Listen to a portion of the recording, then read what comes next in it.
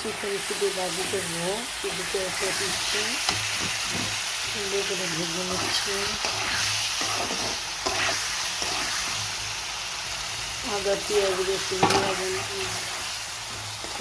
একটু ভেজে নিচ্ছি মাংসটা।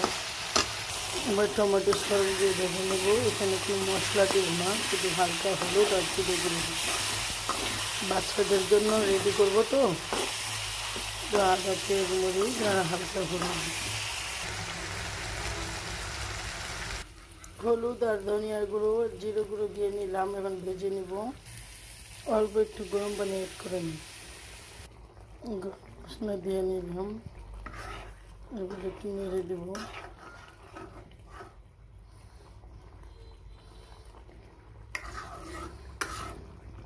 অবশেষে হয়ে গেল আমার মজাদার মাংস রান্না ভাজা রেসিপি।